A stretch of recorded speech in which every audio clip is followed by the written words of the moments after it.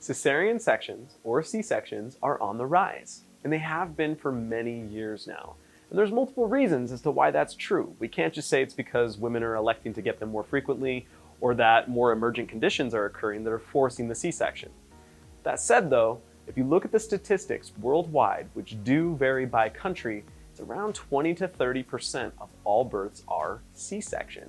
So what we want to do in this video is illuminate some of the mystery behind the procedure itself. We're going to look at the exact tissues that are being cut through and get an idea of what she can expect during a C-section. Let's do this.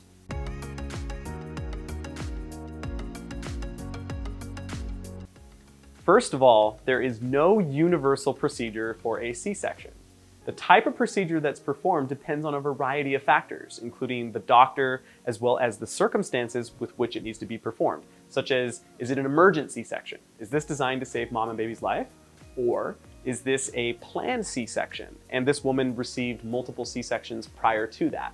So many factors come into the exact type of incision that's going to be made, but at the end of the day, there are a lot of commonalities that modern techniques share, and that's what I want to show you today. So what we're going to do is jump on over to the skeleton and look at some skeletal anatomy that'll give you an understanding of the basic layout and area that they're going to be cutting into during these procedures.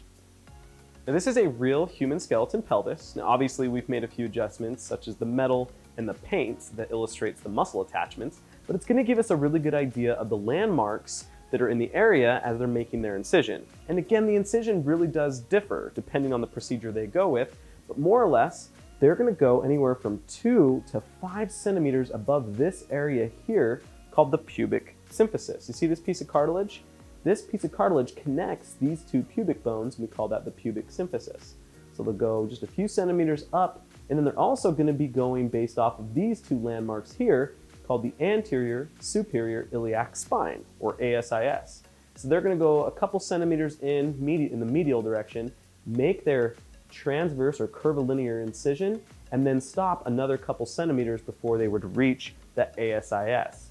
Again though, it does depend on which procedure they end up doing, the height they make this initial transverse cut.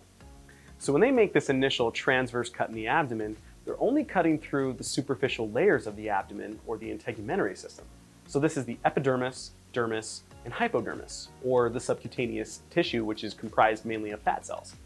And they do this because they don't want to cut into the muscle underneath, because that is going to increase recovery time dramatically and can be a huge risk of complications. So what they're going to do is they make that cut, and then they're going to start tearing the tissue away from itself. And this sounds kind of aggressive, but the idea here is this will lessen recovery time as well. You see, if you use a sharp tool such as a scalpel for everything you're doing, you increase the likelihood of severing blood vessels and just making it much more difficult for that tissue to heal. So they're going to use their hands and blunt ends to an instrument as much as possible to try and just reveal the deeper tissues, which are going to be connective tissue and muscle, because they're going to need to make a second cut. So once they've kind of revealed enough space, they should be able to see what's going to be called the rectus sheath. And the rectus sheath is just a connective tissue layer that surrounds the rectus abdominis muscle. And we can see that right here with this particular cadaver. So what you'll notice is we have the umbilicus, or the belly button, left on. And you can also see that, so we have the epidermis, dermis, and then deep to it, you can see all this fatty tissue. This fatty tissue is that subcutaneous tissue that they're going to be cutting through. So this is kind of nice. You can see all the layers that they would be cutting through as they do that really low transverse cut, which is often referred to as the bikini line cut.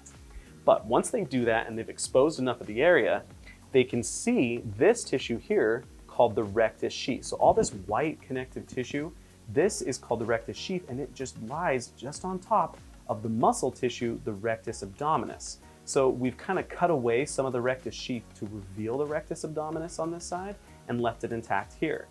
So what the rectus sheath is it's a tendon.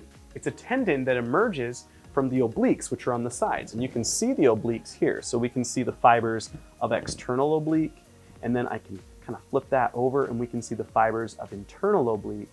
And then I can flip that yet again and we can see the fibers of transversus abdominis. So in between these layers is a bunch of collagen fibers. And what will happen is they will then branch out and envelop the rectus abdominis in this connective tissue layer that we call the rectus sheath. So when the obliques contract, it kind of tightens and compresses the abdomen. So what's interesting too is when all of those connective tissue layers converge, they converge right in the center and they form this white line that goes right down the center of the abdomen called the linea alba. And it really is a white line. That's what linea alba means. And we can see that right here. So all of this is the linea alba going up towards that sternum. And this is a gap between the muscles. And this is what they're looking for. When they start making their second cut, they want to make that cut through the linea alba so they're not cutting through muscle tissue.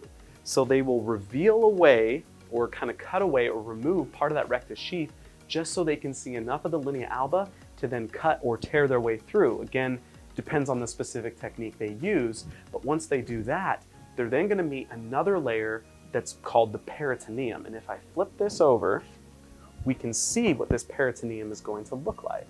And that's what this is right here. This is all the peritoneum on the inside of the rectus abdominis. So then they're going to make their way through this, and that's when they would run into the uterus. So what we're going to do is jump on over to a different cadaver so we can see the uterus and get a better understanding of the next type of incisions that are going to be made. As you can see, the rectus sheath is completely intact on this cadaver, and we've also made an incision that goes around that lower aspect of the abdomen. And I want to be very clear, that is not at all what they do during a C-section. That's something we did in order to be able to see the underlying anatomy. But remember, there's this white line here called the linea alba. So if we had removed that rectus sheath, you'd be able to see that linea alba much more clearly.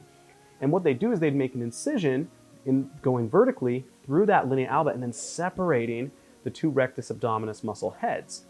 And as they did that, as I reflect this back, you can see that peritoneum that I mentioned earlier. They'd have to go through this next. But as I pull this back, we see a giant piece of tissue that you really wouldn't have to worry much about during a normal C-section called the greater omentum. This is a fatty apron-like tissue that drapes over the intestines. But you have to remember, in a full-term pregnancy, this thing would have kind of gotten pushed out of the way. So they really don't have to do much wrestling with this, but it's a really interesting piece of tissue that I'm just going to fold back, and we meet the small intestines.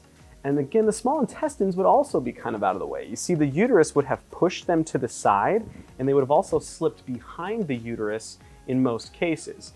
So as I pull these small intestines out of the way, we can see the uterus, and that's what this is right here. And obviously it's smaller. I mean, she was in her mid-90s, so we can't expect her to have a uterus the size of a full-term pregnancy. This is pretty cool. We can also see an ovary right here on the side as it connects to this uterine tube. But this uterus, just picture, as they would open this up, they'd cut through the peritoneum, they would see this uterus just jetting out like this. So what they would do, and again, it depends on the procedure, they'll make a cut. Typically, the incision is going to be transverse again, and it's going to then just be in the rough position of where the infant's head is. So they can then birth the infant as well as the placenta, right? They have to get that placenta and amniotic sac and everything else out, not just the infant.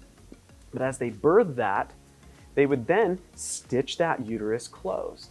And sometimes, in some procedures, they even pull the uterus out. And so as they stitch it, they have to kind of put it back in and rotate it and put it into this cavity that you're seeing right here. But again, it would be much, much bigger. And then the intestines and everything would kind of fall around it. I mean, it's obviously the uterus is going to be smaller now that it doesn't have an infant inside of it, but it's still going to be pretty big. But they don't really do much putting of the tissues back because they really only have a small window. The body will take care of most of that by itself. But what they will do, depending on, again, this depends on the technique. Sometimes they will actually, if I put this back, some techniques will stitch and suture this peritoneum closed, others won't. Some techniques will actually stitch the subcutaneous fat closed and others won't. It really depends. But what they have to do, once they've put all the tissues back, they've put the uterus in place, they have to suture shut the integument, the epidermis and the dermis.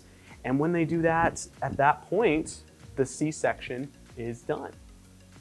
It's really interesting to think about just how far we've come with C-sections. Historically, they were only performed in order to save the baby's life because they came at such a high mortality rate for the mother, they didn't want to do it unless they absolutely had to.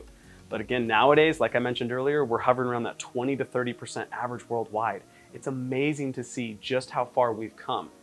Now, there's something else I do want to briefly mention, and that is something that we're just starting to learn and understand: the effect on the microbiome of the infant as it's born by a C-section.